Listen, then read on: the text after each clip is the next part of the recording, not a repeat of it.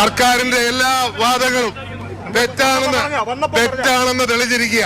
ഞങ്ങൾ തുടക്കം തൊട്ട് ഇവിടെ ആവശ്യപ്പെട്ടുകൊണ്ടിരിക്കുക, എത്രയും പെട്ടെന്ന് റെസ്ക്യൂ നടക്കണം. ഇവിടെ സംശയമുണ്ട്. എന്റെ അടുത്ത് ഒരു കുട്ടി വന്ന് പറഞ്ഞു, അമ്മ ബാത്റൂമിൽ പോയെന്ന് പറഞ്ഞു പോയാൽ പിന്നെ ഫോൺ എടുക്കുന്നില്ല എന്ന് പറഞ്ഞായിരുന്നു. നമുക്കറിയില്ല എന്താ സാഹചര്യം, റെസ്ക്യൂ നടക്കട്ടെ. പക്ഷേ ഇതേപോലെ ആളൊഴിഞ്ഞ കെട്ടിടം എന്നൊക്കെ പറഞ്ഞ് ആൾക്കാരെ തെറ്റിദ്ധരിപ്പിക്കാൻ വിചാരിക്കേണ്ട. ഞങ്ങൾക്ക് ഇവിടെ റെസ്ക്യൂ നടക്കണം, അതിനാണ് പ്രാധാന്യം. ആ റെസ്ക്യൂ നടക്കട്ടെ. വീണ്ടും ഇത് ഉന്നയിക്കാൻ പോവുക, യാതൊരു സംശയമില്ല. ഇത് ആൾക്കാരെ പറ്റിക്കാന്ന് വിചാരിക്കേണ്ട, ആരുമില്ല എന്ന് പറഞ്ഞു. ഞാനവിടെ കാഷ്വാലിറ്റി പോയി ഒരു കുട്ടിയോട് സംസാരിച്ചു. കുട്ടിക്ക് ഇപ്പൊ ഓപ്പറേഷൻ ഉണ്ടെന്ന് പറഞ്ഞു. കുട്ടി പറഞ്ഞു ഞാൻ കുളിച്ചുകൊണ്ടിരിക്കുമ്പോഴാണ് സംഭവിച്ചതെന്നാണ് പറഞ്ഞത്. പിന്നെ എങ്ങനെ ഇങ്ങനെ തെറ്റായ വാർത്തകൾ വരുത്താൻ ശ്രമിക്കുന്നത്? ഇത് ശരിയായ ഒരു കാര്യമല്ല. അതിന് പക്ഷേ ഇപ്പോൾ ഞങ്ങൾ സമയം ഒന്നും പറയുന്നില്ല.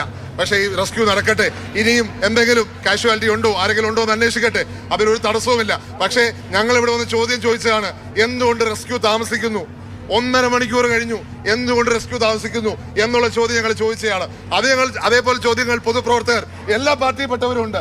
ആരും ഞങ്ങള് ഇവിടെ പ്രശ്നം ഉണ്ടാക്കാൻ വന്നതല്ല. പൊതുപ്രവർത്തകർ ഇവിടെ വന്നിരിക്കുന്നത് ഇതിന്റെ യാഥാർത്ഥ്യത്തിലേക്ക് അറിയാനാ. നമുക്ക് ആ പുറത്തുപോയ ഒരു ലേഡിയാന്ന് മാത്രമേ എനിക്ക് അറിയുള്ളൂ. അതിന് അന്വേഷണം നടക്കട്ടെ. ഇത് കഴിഞ്ഞിട്ട് നമുക്ക് കണ്ടുപിടിക്കാം.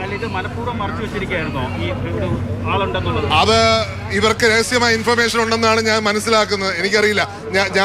ഞാനിപ്പോൾ ആ കുട്ടിയോട് സംസാരിച്ചപ്പോൾ അങ്ങനെ കുട്ടി എൻ്റെ അടുത്ത് പറഞ്ഞിരുന്നു, അമ്മ ഫോൺ എടുക്കുന്നില്ല എന്ന് പറഞ്ഞിരുന്നു. നമുക്കറിയില്ല, ആരാണെന്ന് അറിയില്ല, എന്താ സാഹചര്യം എന്നറിയത്തില്ല. അതിലേക്ക് എത്തട്ടെ.